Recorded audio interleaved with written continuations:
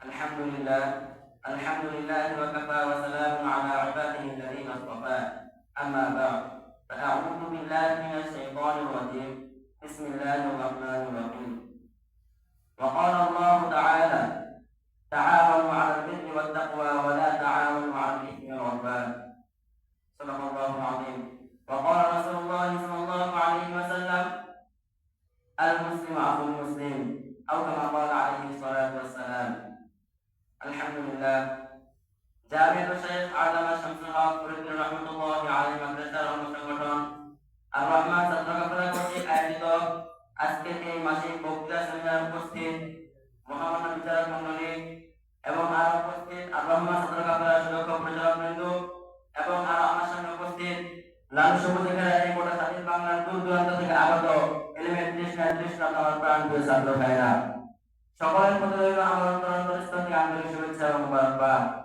প্রিয় উপস্থিতি, উক্ত আর রহমান ছাত্র কাফেলার পক্ষ থেকে নির্দিষ্ট বিষয়বস্তু আমরা সকলে অবগত। বিষয়টি হলো ধর্মীয় রাজনীতি বন্ধের পায়তারা মোকাবেলায় ওলামায়ে কেরামের করণীয়। আমার আলোচনার সুবিধার্থে আমি উক্ত বিষয়টিকে দুই ভাগে বিভক্ত করেছি। প্রথম ভাগে রয়েছে ধর্মীয় রাজনীতি কাকে বলে এবং তার উদ্দেশ্য কি। দ্বিতীয় নম্বরে রয়েছে ধর্মীয় রাজনীতি বন্ধের পায়তারা মোকাবেলায় ওলামায়ে কেরামদের করণীয় কি। প্রিয় উপস্থিতি, আসুন আমরা সর্বপ্রথম জেনে নেই ধর্মীয় রাজনীতি কাকে বলে। বর্তমান বাংলাদেশে অসংখ্য রাজনৈতিক দল রয়েছে, কিন্তু এইসব দলগুলোর মধ্যে থেকে কোন দলগুলো ধর্মীয় রাজনীতি করছে আর কোন দলগুলো ধর্মীয় রাজনীতি করছে না সেটা আমাদের জানা অত্যন্ত গুরুত্বপূর্ণ। তাই আসুন আমরা জেনে নেই ধর্মীয় রাজনৈতিক দল কোনগুলো। ছোট্ট ভাষায় আমি আপনাদেরকে বুঝিয়ে দিতে চাই, বর্তমানে যে সমস্ত দলগুলো আল্লাহ তাআলার জমিনে আল্লাহ তাআলার হুকুমকে বাস্তবায়ন করার জন্য তথা কোরআন অনুযায়ী দেশ চালানোর উদ্দেশ্যকে নিয়ে এবং রাসূলুল্লাহ সাল্লাল্লাহু আলাইহি ওয়াসাল্লামের জীবন আদর্শ অনুযায়ী দেশ চালানোর উদ্দেশ্য করে নিয়ে রাজনীতি করে, তাদের রাজনীতিকে ধর্মীয় রাজনীতি বলা হয়। অর্থাৎ রাসূল সাল্লাল্লাহু আলাইহি ওয়াসাল্লাম নবুয়ত প্রাপ্তি হওয়ার পর 10 বছর মক্কায় জীবনযাপন করেছেন এবং এই 10 বছর নানা ঘাত প্রহার সহ্য করে তিনি ইসলাম প্রচার করেছেন। এরপর দীর্ঘ 10 বছর ইসলাম প্রচার করার পর আল্লাহ তাআলা নির্দিষ্ট মদিনায় গিয়েছেন এবং সেখানে 13 বছর তিনি ইসলাম প্রচার করেছেন এবং এই 13 বছরের মধ্যে তিনি গোটা আরব উপমহাদেশ, শুধু গোটা আরব উপমহাদেশ নয়, বহির্বিশ্বের বিভিন্ন রাষ্ট্রের সাথে তিনি যুদ্ধ করে যে ইসলামী রাষ্ট্র কায়েম করেছিলেন, সেই হারামি ইসলামী রাষ্ট্র কায়েম করার জন্য বর্তমান যে সমস্ত রাজনৈতিক দলগুলো সেই উদ্দেশ্য নিয়ে রাজনীতি করছে তাদেরকে ধর্মীয় রাজনীতি বলা হয়। প্রিয় উপস্থিতি, তাদের উদ্দেশ্য হবে আল্লাহ তাআলার জমিনে আল্লাহ তাআলার আইন পাস করা, তাদের উদ্দেশ্য হবে সংসদ ভবন থেকে কোরআন অনুযায়ী আইন পাস করা, তাদের উদ্দেশ্য হবে রাসূল সাল্লাল্লাহু আলাইহি ওয়াসাল্লামের আদর্শে দেশটাকে সাজানো, তাদের উদ্দেশ্য হবে অসহায় কেটে যাওয়া মানুষদের মুখে মৃদু হাসি ফোটানো। প্রিয় উপস্থিতি, প্রকারান্তরে যে সমস্ত রাজনৈতিক দলগুলো কোরআন এবং হাদিসকে দূরে রেখে রাজনীতি করছে তারা কখনো ধর্মীয় রাজনীতি দল হতে পারে না। যদিও তারা তাদের ক্ষমতার বলে, যদিও তারা তাদের অর্থের বলে, যদিও তারা লাঠির বলে আজকে ক্ষমতা দখল করে নিচ্ছে, কিন্তু তাদের সেই ক্ষমতা দ্বারা আজ জাতিকে উপকৃত হচ্ছে না, বরং তারা ক্ষতিগ্রস্ত হচ্ছে। তাদের এই শাসন কার্য দ্বারা জাতিকে উপকৃত হচ্ছে না, বরং জাতির হককে তারা গরিব খেটে খাওয়া মানুষদের পেটে লাথি মেরে তাদের হককে তারা ছিনিয়ে নিচ্ছে। আল্লাহ তাআলা রাসূল সাল্লাল্লাহু আলাইহি ওয়াসাল্লাম বিদায় হজের ভাষণে ঘোষণা করে গিয়েছেন, হে মানুষ সকল, আমি তোমাদের মাঝে দুটো জিনিস রেখে যাচ্ছি। একটা হলো আল্লাহ তাআলা কালাম, দ্বিতীয়টা হলো রাসূল সাল্লাল্লাহু আলাইহি ওয়াসাল্লামের জীবন আদর্শ বা আল হাদিস। এবং তিনি বলে গিয়েছেন এই দুটি জিনিসের মধ্যে মানবতার সকল সমস্যার সমাধান নিহিত।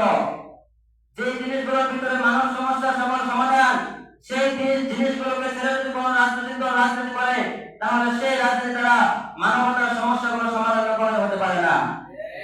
প্রিয় উপস্থিতি, আজকে আমি বলে দিতে চাই, এই বাংলাদেশ 1971 সালে পূর্ব পাকিস্তানের সাথে যুদ্ধ করে স্বাধীন করা হয়েছে, কিন্তু বড় দুঃখের বিষয় হলো 1971 সাল থেকে আজ অবধি পর্যন্ত এই বাংলাদেশ শুধু মানুষের মুখেই স্বাধীন দেশ বলেছিল।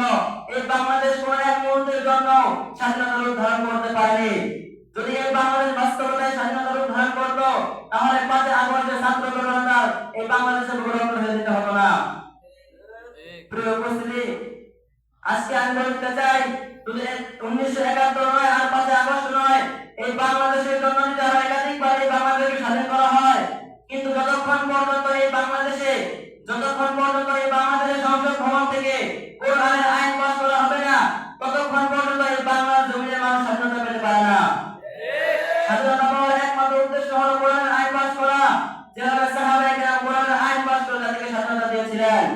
প্রিয় উপস্থিতি, দ্বিতীয় বিষয় নিয়ে আলোচনা করতে যাচ্ছি, সেটা হলো ধর্মীয় রাজনীতি বন্ধের পায়তারা মোকাবেলায় ওলামায়ে কেরামের করণীয়। ধর্মীয় রাজনীতির পায়তারা বন্ধের ওলামায়ে কেরামের সর্বপ্রথম যে করণীয়টা হলো, সেটা হলো ঐক্যবদ্ধ হওয়া। সমস্ত ওলামায়ে কেরামকে একতার ছায়াতলে একত্রিত হওয়া এবং বর্তমান যে সমস্ত ওলামায়ে কেরামের যে সমস্ত ধর্মীয় রাজনীতি দল আছে, পূর্বের সমস্ত হিংসা বিদ্বেষ কলহকে ভুলে গিয়ে সকলকে একত্রিত হওয়া এবং সকলে এক হয়ে আল্লাহ তাআলার জমিনে আল্লাহ তাআলার বিধানকে পাশ করা, আল্লাহ তাআলার বিধান কায়েম করার চেষ্টা করা। কেননা রাসূলুল্লাহ সাল্লাল্লাহু আলাইহি ওয়াসাল্লাম বলেছেন, আল মুসলিমু আখুল মুসলিম। তিনি আরো বলে গিয়েছেন, আল মুসলিমুনা কারাজুলিন ওয়াহিদিন ইন ইশতাকা আইনুহু ইশতাকা কুল্লুহু ওয়া ইন ইশতাকা রাসুহু ইশতাকা কুল্লুহু। তিনি গোটা মুসলমানদের মাঝে ভ্রাতৃত্বের সম্পর্ক স্থাপন করে গিয়েছেন। তিনি মুসলমানদেরকে এক দেহের উদাহরণ এক দেহের বলে গিয়েছেন। কিন্তু আমার কথা হলো, ওলামায়ে কেরামের সেই রাজনৈতিক দলগুলোর উদ্দেশ্য হয় আল্লাহর জমিনে আল্লাহর আইন পাস করা, তাহলে কিসের এত একাধিক দল, কিসের এত হিংসা বিদ্বেষ? ওলামায়ে কেরামের নিজেদের দলকে ধর্মীয় রাজনৈতিক দল দাবি করে, কিন্তু তারপরে এক দল আরেকজনকে দেখতে পারে না, এক দল আরেকজনের মধ্যে হিংসা বিদ্বেষ, এক দল আরেকজনকে দেখলে নাক ছিটকায়। এটা কেন? যদি প্রত্যেকটা ধর্মীয় রাজনৈতিক দলের উদ্দেশ্য হয় আল্লাহর জমিনে আল্লাহর আইন পাস করা, রাসূল সাল্লাল্লাহু আলাইহি ওয়াসাল্লাম যেভাবে রাষ্ট্র পরিচালনা করেছেন সেভাবে রাষ্ট্র পরিচালনা করা, তাহলে আমার মনে হয় সমস্ত ধর্মীয় রাজনৈতিক দলগুলোকে একত্রিত হয়ে কাজ করা উচিত। ওলামায়ে কেরামের দ্বিতীয় নম্বর করণীয় হলো ধর্মীয় রাজনীতিগুলোকে সমাজে একত্রিত করা। আর তার পক্ষান্তরে মুসলমানদের যে করণীয় হলো, সেটা হলো ধর্মীয় রাজনীতিগুলোর পাশে থাকা এবং তাদেরকে সাহায্য সহযোগিতা করা এবং তাদেরকে সামর্থ্য করা। কেননা আল্লাহ তাআলা কোরআনে মেসেজ করে গিয়েছেন, তাআওয়ানু আলাল বিররি ওয়াত তাকওয়া ওয়া লা তাআওয়ানু আলাল ইসমি ওয়াল উদওয়ান। তোমরা তাকওয়া এবং নেক কাজে একে অপরকে সাহায্য সহযোগিতা করো এবং পাপাচারের কাজে সহযোগিতা করো না। এই আয়াতের দ্বারা বোঝা যায় প্রত্যেকটা মুসলমানদেরকে ধর্মীয় রাজনীতিগুলোর পাশে থাকা এবং তাদেরকে সহযোগিতা করা এবং তাদেরকে সমর্থন করা। প্রিয় উপস্থিতি, উক্ত বিষয়ের উপর আল্লাহ তাআলা আমাদের সকলকে আমল করার তৌফিক দান করুন। যখন আমরা আমাদের এই করণীয়গুলো বুঝে আমল করতে পারবো, তখন সার্থক হবে আজকের এই সেমিনার, সার্থক হবে আমাদের এই পরিশ্রম। আল্লাহ তাআলা সকলকে তৌফিক দান করুন।